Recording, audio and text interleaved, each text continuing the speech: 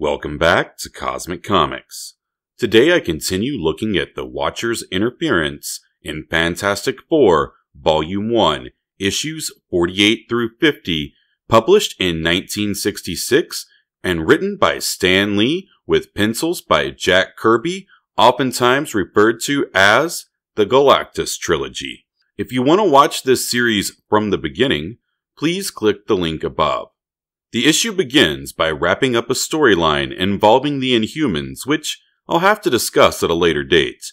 Today's discussion begins on page 8 with the introduction of a man hurtling through space, a man called the Silver Surfer. This panel right here is his first appearance within the pages of Marvel. Odd that they chose to introduce him as having the freedom and wild abandon of the wind itself, as we soon learn that this man isn't as free as he appears. The comic continues, giving us some flowery language to introduce the new character, explaining how he travels from planet to planet. In the 5th quadrant of the Andromeda Galaxy, the Skrulls are monitoring the situation very closely. As soon as they see the Silver Surfer, they order the entire solar system to be blacked out, while another remarks that the Silver Surfer must not stop here. One of the soldiers wants to know why the Skrulls should fear this lone figure. His commanding officer tells him that wherever the Surfer appears, Galactus cannot be far behind. And of note, we can tell that the Silver Surfer has been doing this for some time because the Skrull Commander mentions the Silver Surfer being in their annals of cosmic history. As the Fantastic Four fly home from their previous mission, Ben asks Reed, why are there two suns in the sky? At first, the others think that he's kidding, but Ben insists that they take a look outside. Again, Reed refuses to listen, calling Ben's actions a petty prank. Again, the Thing insists that he's seeing what he's seeing. Reed begins to finally pay attention and then notices what Ben has been going on about. The danger is suddenly increased as Ben points out that one of those suns is growing larger. Soon the orb grows massively large, filling the entire sky with fire. Following this, the entire atmosphere turns into a raging inferno. Reed recognizes that he needs to set the plane down as fast as possible. He asks Ben to come on as his co-pilot, and then he reaches for the radio, but it's dead. And then we just jump ahead and are told that there was a breathtaking descent and landing. Might have been nice to see that. From the team's remarks, we learn that they have landed at a busy airport, but the place looks deserted. Reed blames it on the flames in the sky. People have already fled in panic. Reed tells his teammates to listen. They hear the sounds of fearful shouting coming from the city. Johnny is ready to help out and flames on. Reed reaches up to stop the torch, afraid people are already too scared from the fire in the sky. But it's too late. The Human Torch arrives to a scene of chaos and panic. The city is in the grip of madness. As he flies across the metropolis, he notes that there doesn't seem to be any heat or flame coming from the burning sky. Also, as he flies, people point at him in the sky and start blaming him for the flaming sky. It doesn't take long before somebody tosses a brick at the torch. His response is he wants to get revenge. It doesn't work out so good as another man is standing by, ready to hose Johnny down. As Johnny flies in closer, the hose is turned on and the torch is doused. At least at first, the mob doesn't seem to want to get too rough. The worst of their threats is that they want to question him. Johnny stops from busting his neck from falling out of the sky by grabbing a lamppost, but his admirers are ready to climb up and pull him down. But here comes the cavalry in a speedy jet cycle. As they fly over the city, Ben sees a mob of people closing in on Johnny. As they move in, Reed plans on flying in close and using his stretch ability to pull Johnny to safety, but the Thing appears to have other plans. He drops off, claiming that he's going to be the one to save his friend. As the Thing comes in for a landing, Johnny is fighting off a mob of regular Joes. The Thing lands with a resounding, "It's clobbering time." As one might imagine, most of the mob clears out when they hear the thing start to bellow in their direction. But at least one of them isn't done yet. I don't know what he's thinking, but he claims that the guy who is made out of rock doesn't look so tough. At least this time around, the thing attempts to warn him. He asks the gentleman to leave him alone, but this guy isn't buying it. He thinks that the thing is phony and tosses his best punch right at his jaw. The thing doesn't budge. The guy follows this up with a punch to Thing's gut, but all that does is hurt his own knuckles. The thing then tells the guy they won't be hurting for long. From this guy, that could easily be considered a death threat. And the thing pinks the guy in the head, sending him reeling backwards. He knocks the guy out cold, expects the guy to be knocked out for at least a couple of hours, which means most likely he has a concussion and or other serious head injury. He even goes as far as to say the guy will need to be taken to the emergency room after he wakes up. Yikes! The torch calls Ben over, and just like that, the flames have disappeared from the sky. Ben hopes that Reed might have an explanation. Susan attempts to be a big sister to her little brother, pointing out that he shouldn't have taken off like that, but Reed undermines her, telling Susan that Johnny doesn't need a lecture right now. With the flames gone from the sky, Reed suggests heading back to the Baxter building. Johnny and Ben still want to know if Reed has any ideas. All Reed can say for sure is that they may be up against the greatest power they have ever faced. We catch back up to the Silver Surfer. As we do so, a star explodes, going supernova around him, and he rides the escaping gases forward into the void of space. He rides this wave of gas for a long time, headed all the way towards the Milky Way. Closer yet the Surfer comes, right to our own galaxy, on the edge of the Milky Way, where he finds what he's been looking for. A G-type star. Our sun. Almost all G-type stars contain a planet orbiting them that will suit the energy and elemental needs of Galactus. Back at the Baxter building, Benjamin Grimm is checking in on his girlfriend, Alicia Masters, while Susan complains about Reed locking himself up in his lab. Wow, this panel. Susan obviously thinks that since the immediate danger is past, that there is no rush on the matter. She'd prefer Reed show her a little attention and take her out to dinner. She must have been getting pretty loud with her complaints, as Ben has to ask her to keep it down while he's on the phone. Susan, growing even more upset, calls Reed on their inter-office visual intercom system. Once on screen, she tells her husband that she has no intentions of being ignored. She follows this up by berating his appearance, pointing out that he hasn't shaved, and following this up with that he must be getting hungry. Reed is rather perturbed by her interruption and can't see why this is what she would disturb him for. He's mad enough about the interruption that he cuts off their connection. Sue, all hunched over and angry, stalks out of the room, complaining about being shut out of Reed's life, while Ben tries to explain that Reed loves her, but he needs to complete his work right now. Ben sips on a cup of joe and asks Johnny what he's looking at, and he points upward and notes that the entire sky appears to be filling with space debris. Very soon, a helicopter filled with scientific instruments is sent into the sky to study the phenomena. In the Baxter building, Reed still won't let Sue come into the lab. She lets him know that after hours of work without food or rest, she won't take it. He's her husband, and she wants to help him stay healthy. She tells him that the world won't end if he takes the time for dinner, and a weary-looking Reed tells her he can't be sure of that. Sue wants to know what he means, and before he gets the chance to answer, there he is, the Watcher. He pops in and offers to explain. It is he who has been causing the flames in the sky and the space debris to show up with a device he calls his matter mobilizer. And what an incredibly pretty looking gun. He switched to space debris after he saw how much panic the flames created. Sue, rightfully so, points out that the Watcher isn't supposed to interfere. The Watcher stares down upon Sue. This time he had to interfere because the danger is too great, because the Silver Surfer has entered our solar system, and behind him comes Galactus. The Watcher explains that Galactus drains entire planets of their elements, leaving them dry and incapable of supporting life.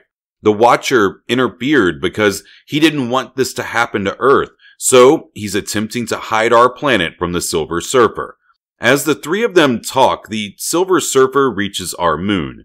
The Watcher knows that the Silver Surfer will become suspicious of his ruse and calls this the moment of crisis. And sure enough, the Silver Surfer passes right through the rocky barrier surrounding the planet.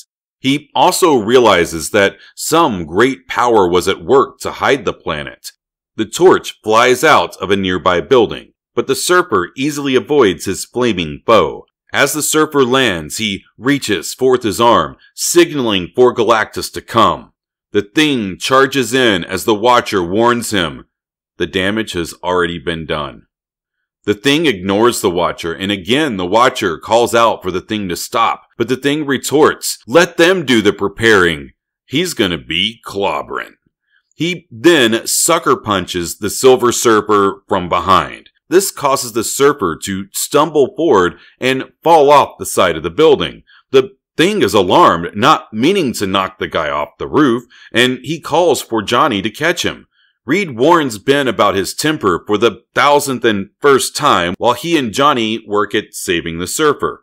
The Thing remarks that it seemed like the guy wanted to fall off the roof.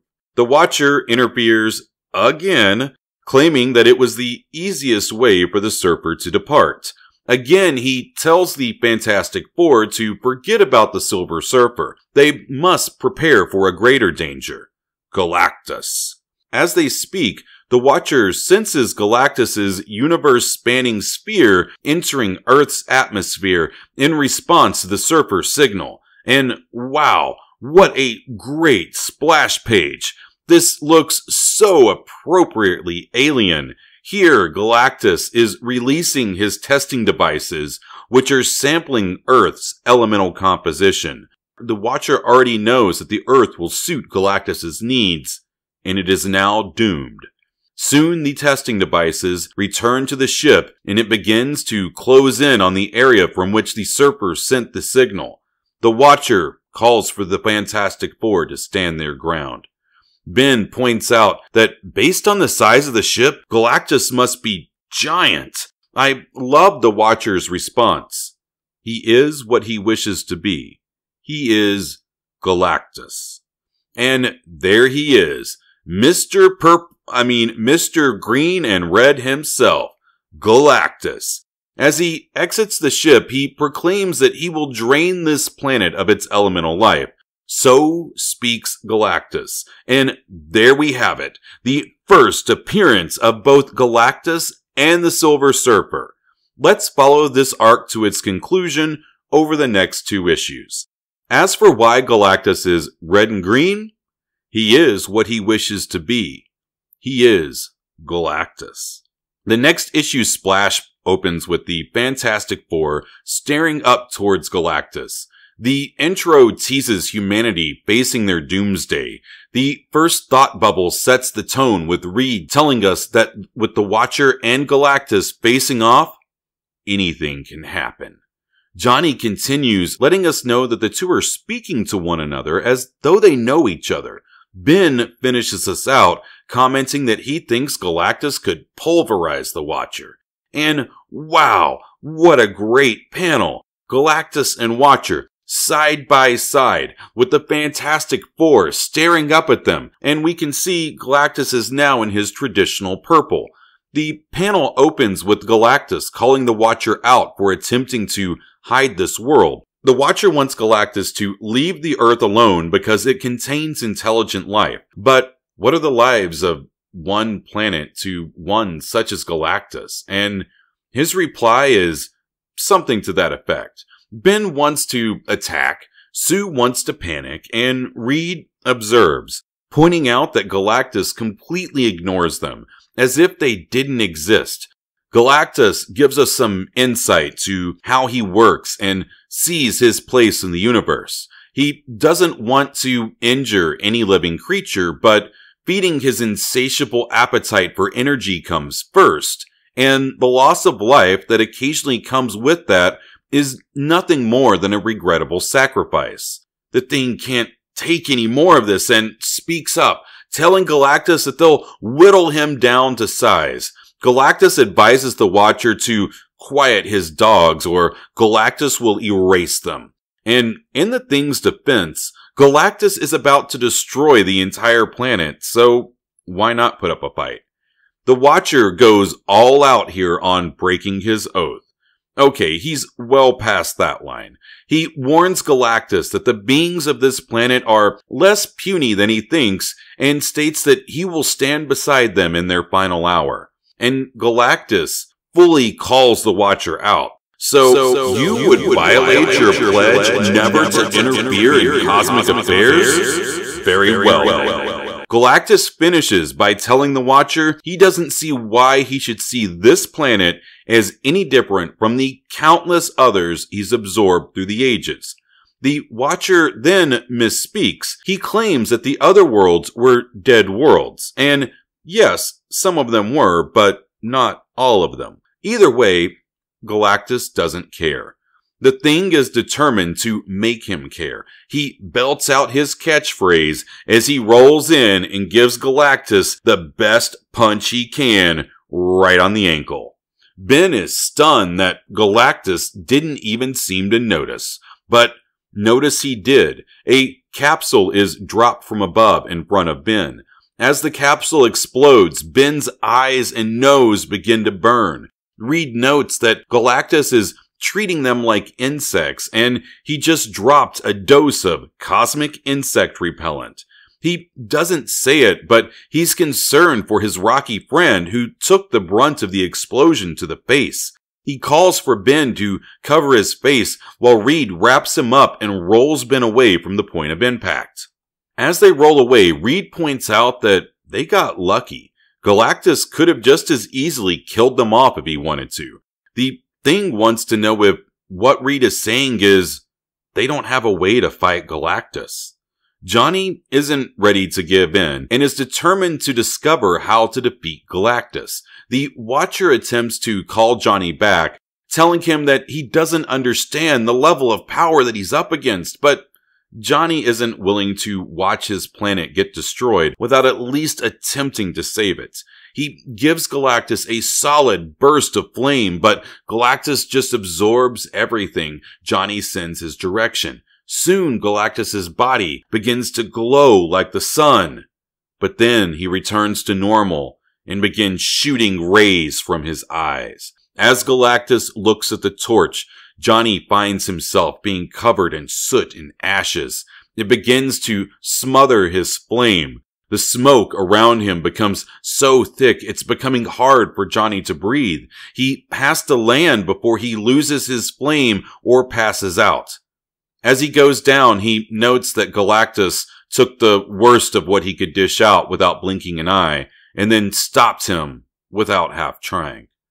Johnny picks himself up off the ground, covered in soot, wondering how they could possibly fight against a being such as this. Galactus has already turned away from the torch, ignoring Johnny as though he were a flea that were brushed away. The Watcher has decided to take charge now. How odd. He tells Johnny to return to the rest of the team and that he'll catch up with them shortly. Galactus walks away looking for the Silver Surfer.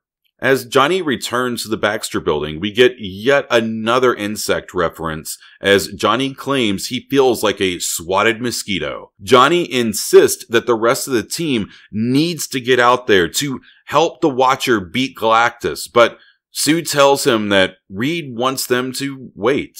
And with the fate of the world at stake, Sue suggests Johnny go get cleaned up.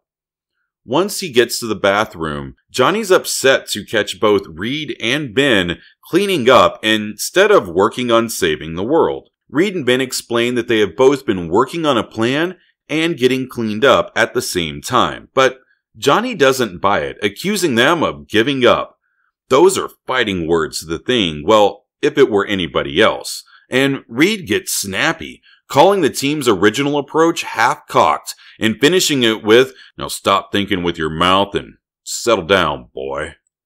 Then the Thing starts bragging about how he punched the Silver Surfer across town. Ah, yes, when he ran up behind him and sucker punched the Silver Surfer. He's bragging about that. At that moment, the Surfer, who amazingly was knocked out by the punch, which doesn't make a lot of sense because the Watcher says that he took the punch and fell like that on purpose, but I'm not sure how he's capable of doing that if he's not even conscious. Well, he begins waking up, but at the same time, we're told he was hardly injured. So he was knocked out and hardly injured. Okay. He's landed on a skylight, and lucky for him, nobody noticed, because the Thing punched him right over to the roof of Alicia Masters' apartment. What are the odds? The Surfer slides open the window on this skylight and falls into the apartment below. Alicia hears something enter and rushes over when she hears the moans of somebody in need of help. She reaches out and feels the face of a man, noting that it's different from any face that she's felt before. The Surfer seems annoyed at being called a man and introduces himself as the Silver Surfer, Herald of Galactus. But of course, Alicia has no idea what he's talking about. But the Surfer doesn't want to dwell on it. He knows the fate of this world. Alicia comments on the noble sound of the Surfer's voice. He turns to her and lets her know that such a word has no meaning to him. Only now does he realize that she can't see, and he wants to know if all the people of this planet are thus afflicted. Alicia lets him know, of course not. But more amazingly, she's clued in on the fact that he's not from this planet. She's amazed. Again, she reaches, noting that she's never sensed such loneliness in the face of any living being, and then proceeds to show him some good old earthly hospitality. She's afraid that he might be hungry, so she offers him something to eat, and he's amazed at the items we Earthlings consume for sustenance. While his herald marvels at and takes in Earth life, Galactus is assembling machinery atop the Baxter Building, and his preparations are almost complete. Once he drains Earth of all of its resources, it'll be time for him to move on to the next planet. And here we get an unnecessary recap as the Thing asks what Galactus is doing, and Reed explains what has already been explained 3 or 4 times already, and again noting that they have to stop Galactus. Sue wants to know how.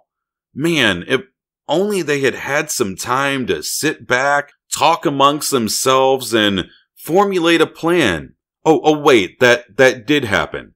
So, were Reed and Ben actually making a plan in the bathroom, or not? Ben and Reed decide it's now or never. Time to head to the streets. Sue attempts to follow them, but Reed orders her to stay behind.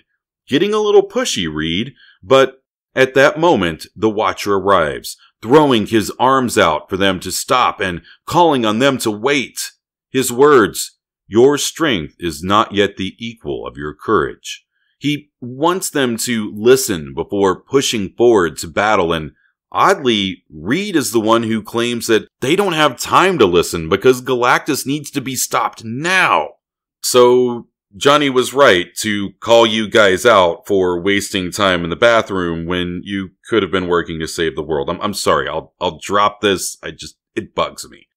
Amazingly, it's Sue who brings things down to earth, calling on the others to hear the Watcher out.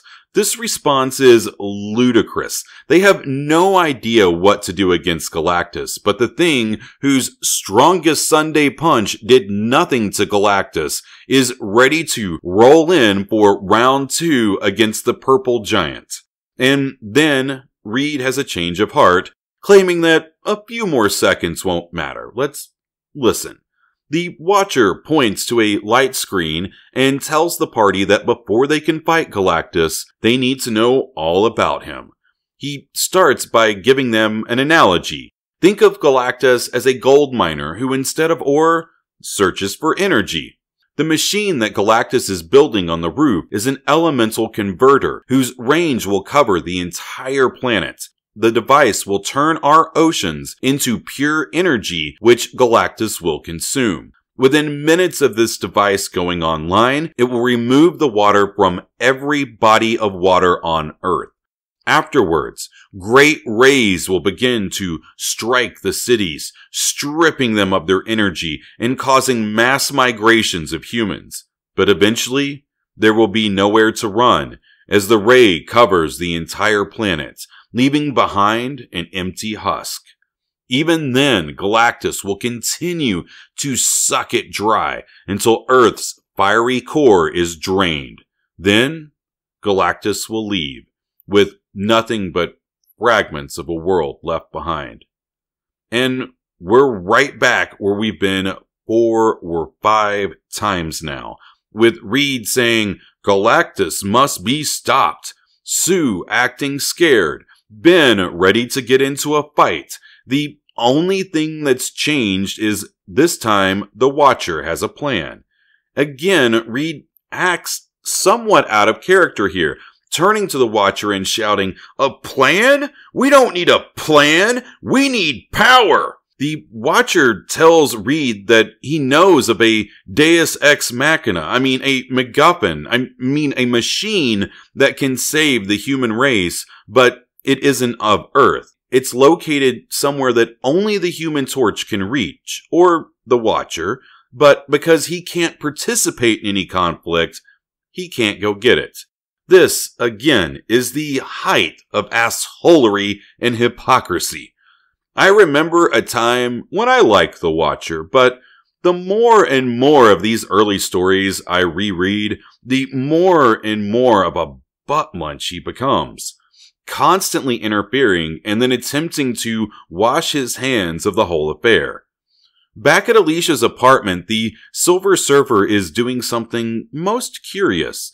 Here we see that he is capable of absorbing matter and turning it into pure energy, much like Galactus himself can.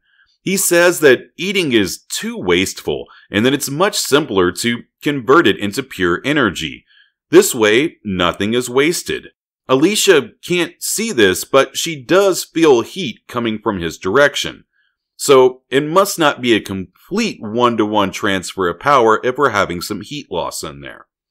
Next, the Surfer calls all of her sculptures and decorations wasteful, noting that they too will be converted into energy for Galactus. And we can see from the lamp on the table that he is in fact turning her stuff into pure energy.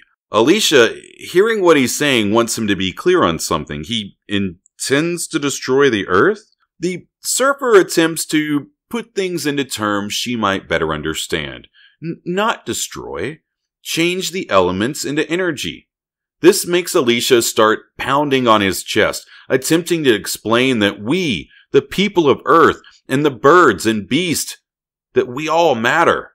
Maybe we aren't as powerful as Galactus, but just like Galactus, everything has a heart and soul and lives and breathes and feels. She wonders how the Surfer could be blind to such things. The Surfer goes to raise his hand to silence Alicia, but then he pauses.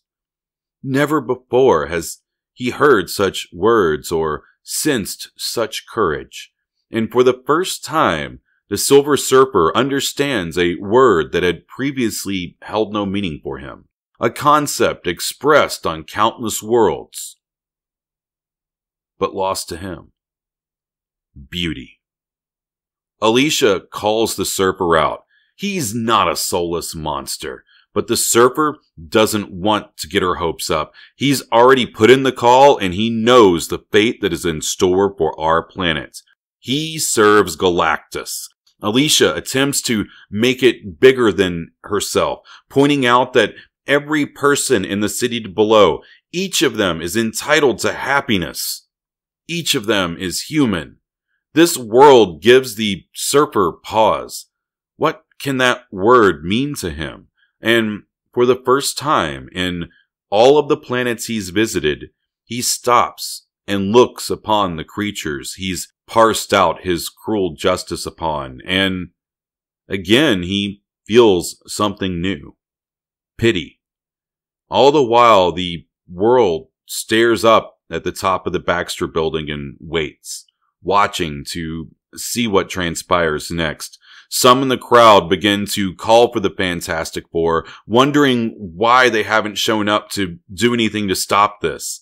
The announcement goes out to the crowd that the governor has asked all citizens to remain in their home and that live coverage of the event will be televised. At this time, Galactus has placed a force field around the Baxter building. The only people who can reach him are the Fantastic Four.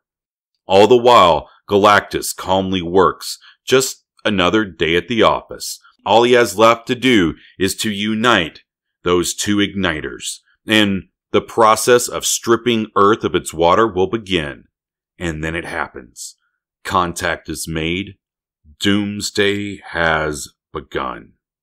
In that moment, Galactus reels back in startled disbelief. For some reason, the converter isn't operating. Of all the times he's used it, this has never happened before, because at that moment, on the roof, the Thing has ripped off the top of the converter. The Thing isn't worried about Galactus anymore. He just wants to make certain he stops the machine.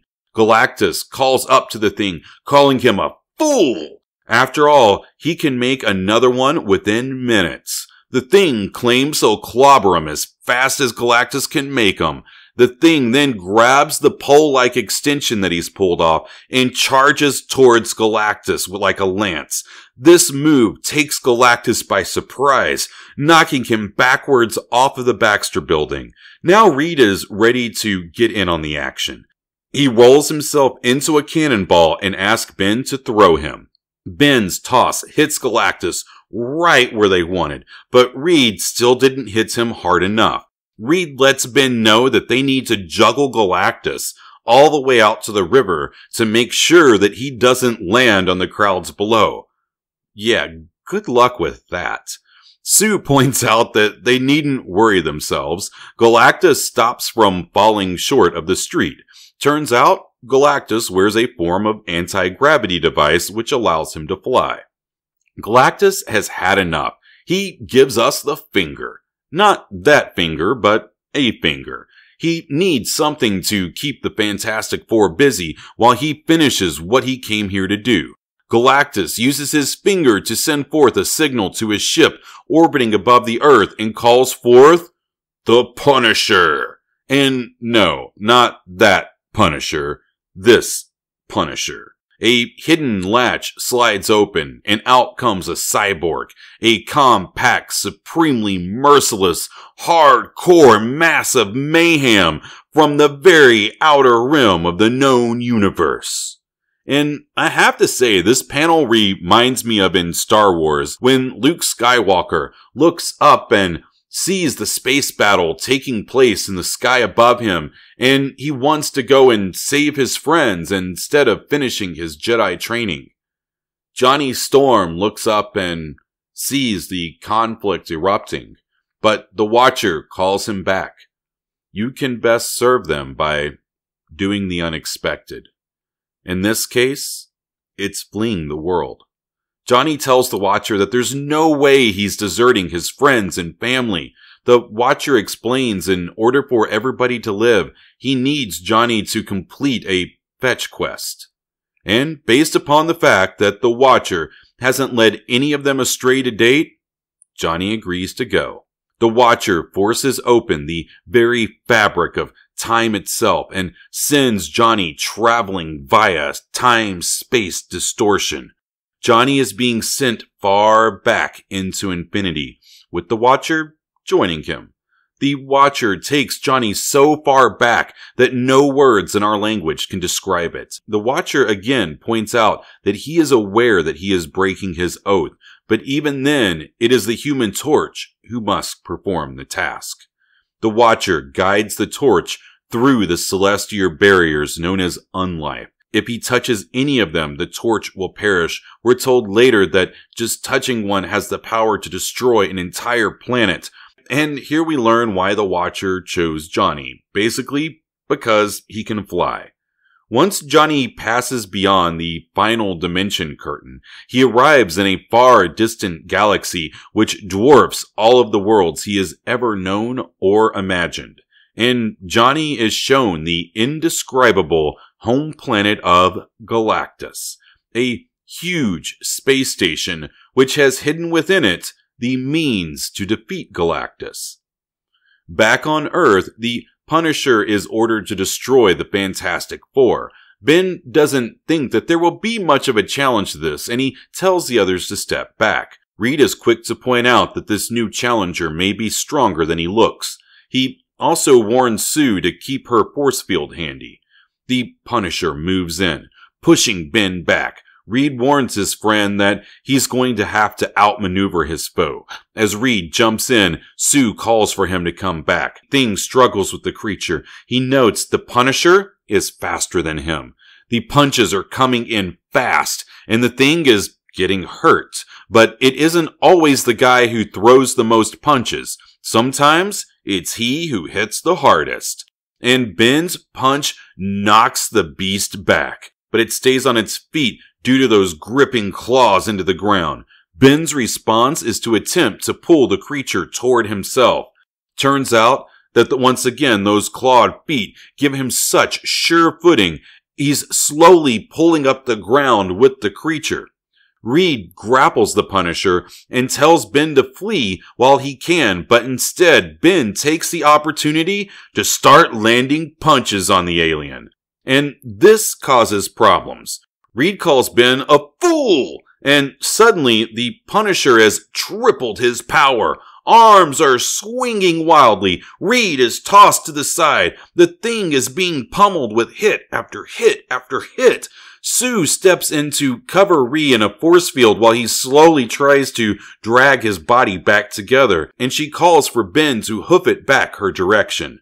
As soon as the Thing comes under cover, he's ready to go right back out. But just as she holds the Punisher out, Reed instructs Sue to hold Ben within.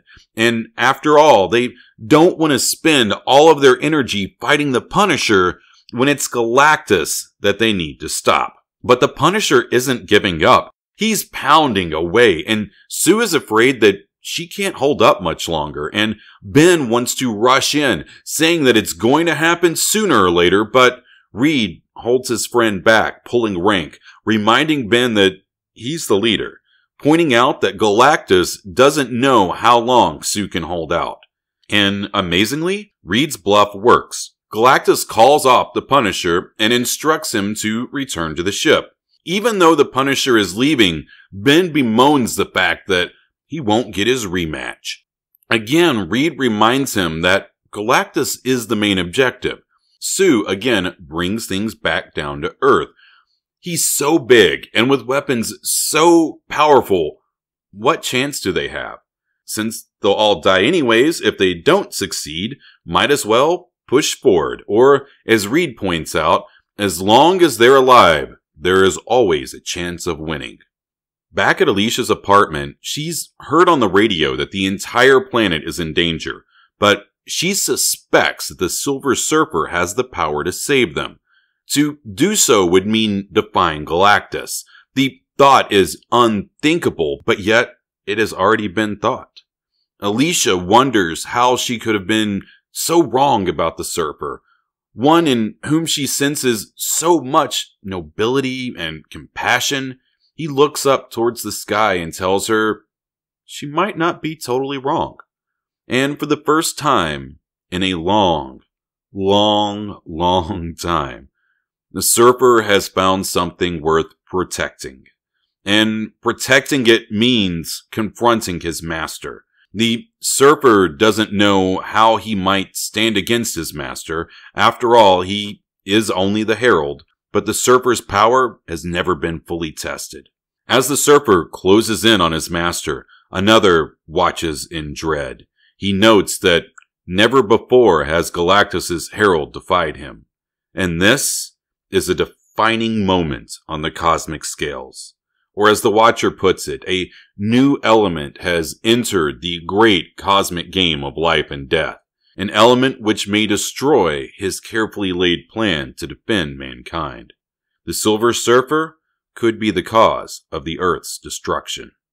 And thus, all the pieces are set in place for a conclusion in iconic Fantastic Four, Volume 1, Issue number 50. This issue is titled The Startling Saga of the Silver Surfer. Stan Lee loves his alliteration, and we pick up right where we left off with the Silver Surfer arriving to have a conversation with his master. Not sure he phrases it in the best of ways. For the first time, I realized the enormity of what you plan to do, and the Surfer calls for Galactus to spare the human race. Galactus turns to him, and again we get another insect comparison. Would you hesitate to tread upon an anthill? And we see more alliteration at the bottom of the page with the peerless pageantry at the peak of proud perfection. As the Silver Surfer flies in, the Fantastic Four are watching from the somewhat relative safety under Sue's force field, but for the moment, they don't have much of interest to say. The Surfer speaks up for the humans, explaining that they are more than ants. They have created an entire primitive civilization. But Galactus rejects the Surfer's plea and tells him to leave him be. And amazing, the Surfer looks to his master and says, no. He's found something worth fighting for. The Surfer claims that Galactus has never seen his full power. But to this, Galactus looks more taken aback by the challenge than worried. He asks, have you forgotten? I am the power. I am Galactus. But the Silver Surfer is also a creature of the cosmos, who can unleash vaguely powerful forces of extreme power. He begs Galactus to leave the planet and doesn't give him much time to respond before stating that Big G's interaction leaves him no choice but to attack. The Silver Surfer fires his energy bolts at his master, who again seems more taken aback at the unexpectedness of the situation. He seems at a loss as to why the Surfer would choose now as the time to betray him. The Surfer claims not to betray his master, but instead finds that he cannot betray himself. He's found a conscience while visiting the people of Earth. Again, the Surfer asks his master to leave this world, proclaiming how much it grieves him to battle with his only companion. No reply comes from above. The Silver Surfer then surrounds Galactus in a cocoon of ethereal energy which hardens around him. The Silver Surfer doesn't want to destroy his master, merely restrain him. The cocoon solidifies, acting as a prison for Galactus. After a few moments of stunned disbelief, Sue Richards releases her hold on her protective force field. It doesn't take long for the team to deduce what took place. Ben wants to see how tough the cocoon is, but Reed warns him, don't touch it. There's too much they don't know. And why doesn't anybody ever bother to listen to Reed? Every time he warns somebody about something, they do the opposite. The thing cries out in pain. Reed points out that he attempted to warn his friend, who then blames Reed, saying that next time he needs to warn him harder. And this probably wasn't started by Ben, but who knows? Something begins happening to the energy shell. Reed warns them to back away.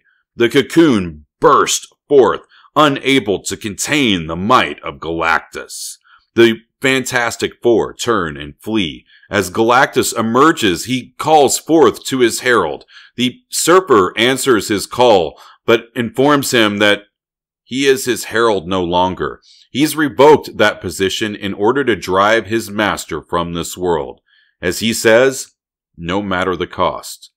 Galactus warns the Surfer that the cost will be his life, but in no way is Galactus vengeful. He looks upon his herald and tells him that for all eternity his herald shall serve him, and for that he can be patient. As the Surfer rains starfire upon Galactus, Galactus points out that his impenetrable Absorba shield deflects all of it. And now comes the lesson of disobeying one's master. Galactus sends forth a blast of solar destruction, but the Surfer knows that Galactus knows that he can easily dodge these. Galactus shows that he can hear his herald's thought as he commends his skill. Yes, he's aware that the Silver Surfer knows that he knows that he knows. In fact, he takes pride in it. But Galactus is a greater threat than any meteor swarm or comets. Galactus doesn't want to hurt his creation and calls him to renew his allegiance to him. But the Surfer refuses so long as Galactus desires this planet. And Galactus makes a good point.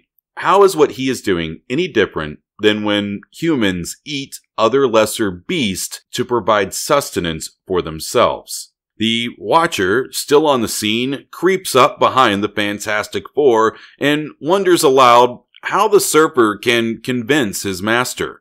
He goes on to tell us that despite his appetite for destruction, Galactus isn't evil. Or good, for that matter. He just does what he must do because he's Galactus. And I think those two panels do a great job of explaining why the thought of Galactus is so scary. Even if you were a vegetarian, you have to eat something that was living to continue living. Except for plants, certain bacteria, etc. I'm not getting bogged in the details. Most living creatures have to eat in order to stay alive. And we can all understand the importance of a quality diet. We can understand Galactus's need to eat and see the how and why of it not being evil. Galactus doesn't hate us or the Earth. We are inconsequential. What he needs is energy. And once he's taken it, he'll leave. And most of what our species has ever done will be wiped from galactic memory. Reed just wants to know where the Watcher has sent the Human Torch. The Watcher then turns away from Reed before telling him that the torch is on a world so distant that it is beyond description. Reed seems relieved that the plan is still in motion, says that he knew that the Watcher would never fail them, and wants to know what he can do until Johnny returns. Love this response. Emulate the Watcher. Stand and observe and try to fathom the forces you see unleashed. The Watcher creases his brow as he continues in this great close-up panel. He doesn't stand silent due to a lack of concern, but instead because he is in contact with the Human Torch, guiding him through endless galaxies and protecting him from the ravages of infinite space. Well, that's a little odd. He just told Reed to stand by and do exactly what he's doing. Just watch. But he then goes on to explain that he's not just watching. He's interfering, actively working to change the current state of affairs. Kind of a mixed message to send to Reed on how to act. In an unnamed segment of the unknown void, the Human Torch feels that he is finally beginning to head back towards the Earth once more. The Watcher guides him back to a pathway of subspace, again past the hazardous bands of unlife, till again Johnny Storm begins to re-enter his own time continuum. Johnny begins calling out for his friends, but speaks out too soon. They still can't hear him. He keeps getting closer and closer, and suddenly, he's back. Johnny has been guided back from the other side of the universe. Reed gets right to the point. But what about the machine he sent you back for? Where is it? All at once, Johnny's legs go out from under him, and he starts going into shock as the magnitude of what he's experienced begins to settle in. And again, this arc pulls through with yet another insect reference, as Johnny says they are nothing more than ants. Reed seems to give minimal comfort while searching Johnny for the machine and pulling it out of his pants. The Watcher lets them know that Johnny will soon be okay. His brain just needs time to forget that which it can no longer retain due to the indescribable magnitude of it all.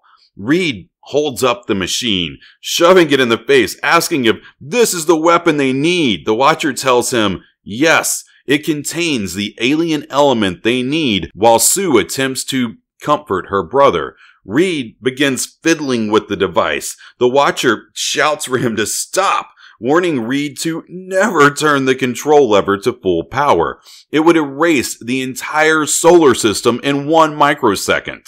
He calls for Reed to just stop, and just listen to what needs to be done.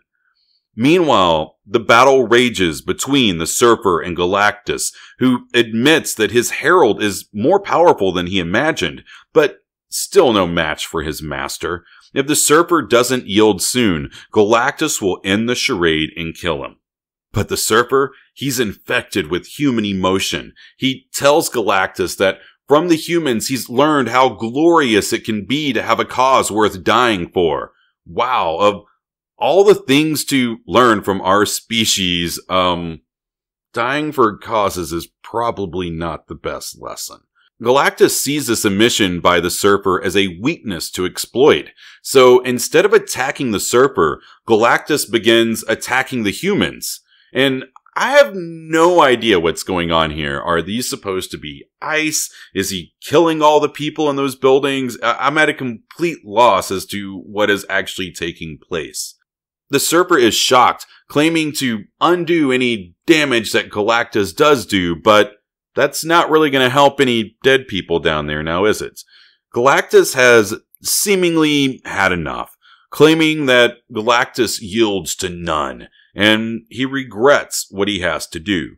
He has to kill the Silver Surfer. At that moment, a rubbery arm catches Galactus by surprise, thrusting a weapon into the big guy's face. Reed showing off the weapon Johnny was guided to, and then we learn its name. That which frightens even Galactus. The ultimate Nullifier. Galactus calls for Reed to put the device down, claiming that there is no way that Reed can even begin to comprehend the level of destruction that he holds within his hands. It has the power to destroy a galaxy, no, lay waste to an entire universe. Reed pushes his threat. If the universe crumbles, can Galactus survive with it? Galactus turns to the Watcher, placing the blame squarely on his interference. I love this line that he gives to the Watcher. You have given a match to a child who lives in a tinderbox. The Watcher agrees with Galactus, telling him that this world belongs to these children, and ask if his actions were just. Now, mind you, the Watchers took their oath of non-interference because they gave a species access to nuclear power before they were ready for it. So, what is he doing here? How is this not the same mistake? He seems to ignore those similarities, instead pointing out how much courage humans display. Galactus shouldn't disdain such a young and infant race. He reminds Galactus that both of their races started from such humble beginnings. And although it makes no sense whatsoever, for some reason this seems to sort of work. Or I get the feeling that maybe everybody going on and on and on is just wearing Galactus down. He wants to know, if not here, where is Galactus supposed to get his energy from? The Watcher tells him, look, there's countless other planets and that he shouldn't go around destroying sentient races. And, yep, Galactus is just getting worn down. He is Galactus. He doesn't want to have to answer to people and go around and argue about whatever he's having for dinner. He just wants to eat what's on his plate and have dinner. In return for Reed handing over the ultimate nullifier, Galactus's own stolen property, he agrees to leave the Earth. seems like a bit of a bad deal. The Watcher tells Reed, jump on it, as Galactus is good on his word. And for the first time, he says the first time. I'd rather say the first time in a long time considering the Silver Surfer's history. Galactus is thwarted, but he bears no malice to how things turned out. But there is one thing left to take care of. Galactus sends forth beams from his eyes, striking the Silver Surfer, who is proclaimed to be Galactus's herald no more. He then removes the Silver Surfer's space-time powers and announces that he shall roam the galaxies no more. And then we get this great shot. After those words, Galactus is formed into a living, raging fury of pure power. The very atoms of the air crackle in elemental disarray. Galactus announces that the prize of Earth has eluded him, and that he sees a glint of glory within the race of man. He warns them to be ever worthy and mindful of the promise of glory and greatness, and if they do, it shall someday lead them beyond the stars, or can just as easily bury us within the ruins of war. He then calls on our heroes to turn away as he travels away by a dimensional displacement. Reed calls for everybody to face the other direction as Galactus begins to glow and vibrate. And with a giant whoosh, Galactus is gone. Not just Galactus, but the Watcher. All of the equipment, all like it never happened. Reed wonders if the world knows how close it came to ending today, and the Thing points out that some loudmouth like Reed will be sure to tell everybody. Sue calls him out for not taking the moment seriously, and that's kind of put into perspective in the next panel as Ben explains he uses humor to let off steam, while Reed and Sue struggle to carry an exhausted Johnny inside. A task that would be easy for Ben if he wanted to turn around and step up in the moment. The Thing wonders what happened to the Silver Surfer, who then walks up behind the Thing, letting him know that he's still here and sorry if he was to blame for the events that took place. The Thing gets onto the Silver Surfer for sneaking up behind him, but the Surfer just wants to know what's really bothering Ben, who gets upset at the Surfer for being so nice and claims that he really doesn't want to like the Silver Surfer. And then Ben sees Alicia rushing across the rooftop. She looks alarmed and wants to make sure everybody is okay. Ben thinks she's running to him and calls out to her, but as he speaks, she rushes past him, thanking the Silver Surfer for turning on Galactus. The Surfer explains that after she taught him the meaning of kindness and pity, he could do no less. Who knew? This whole time, the Silver Surfer just needed a dictionary. And Alicia looks up into his eyes, but not really because she can't see. I don't know. It's weird. She knew that she didn't misjudge his nobility. Ben notices that Alicia doesn't even know that he's there. The two of them, the Surfer and Alicia, are going on like he's not even present. The two stand terribly close as the Surfer reflects that there still is much that he doesn't know about the Earth. In gaining a conscience, he lost his ability to travel between stars, but on the upside, he has the rest of his life to learn about mankind. The Thing hears the Surfer's eloquent words and how wrapped up Alicia is in his words, and he just turns and walks away. He can't blame Alicia for picking a bright, shiny, pretty boy with fancy words over his rocky, ugly face. As he's about to pass out of view, Alicia insists that the Surfer must meet the others, especially Ben, the most wonderful man who has ever lived. The Surfer explains that her friends left carrying Johnny, with Ben following behind. Alicia seems confused as to why Ben didn't speak to her. She calls for the Surfer to come meet Ben, but the Surfer explains that his place isn't down there. It's up above. He was born to soar the currents of space, not be stuck inside. He might not have access to the stars, but he still has access to the skies. He then wills his surfboard beneath himself, and with a quick leap into the air, he moves on to explore the rest of the planet. And just like that, he takes off, promising that someday, after he has traveled the entire globe and his wanderlust has been lessened, the Silver Surfer shall return. And Alicia, she's left alone, slowly descending the stairs, calling out for Ben, wondering where he's gone. National news media picks up the story and gives Fantastic Four full credit for saving the Earth. But even back then, fake news was a problem. The Daily Bugle claims the entire thing was a publicity stunt. Elsewhere, others get mad that this level of credit will make the Fantastic Four even bigger heroes than they were before. And thus ends the first arc, the Galactus Trilogy, the beginning of Galactus and the Silver Surfer and the Ultimate Nullifier. It's a fun story with the introduction of some great characters. Even if I think the reasoning behind the ending and why Galactus eventually decides to leave Earth is a little shaky at best. Also in this one, we get to see the Watcher really go further than he's ever gone before when it comes to breaking his oath.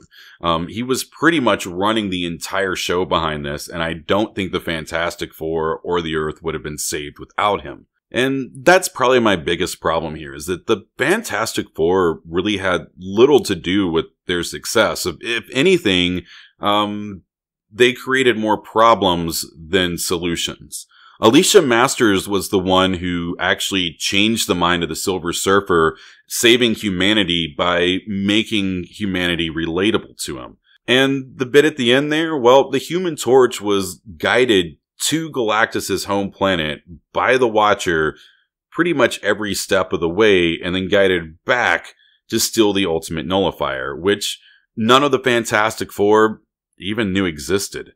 The issue ends with Reed basically waving around a super powerful weapon without fully comprehending what he's holding, and Galactus basically getting weirded out of a child holding the equivalent of a nuclear bomb, and getting worn down possibly from the constant interruptions that were interrupting his dinner.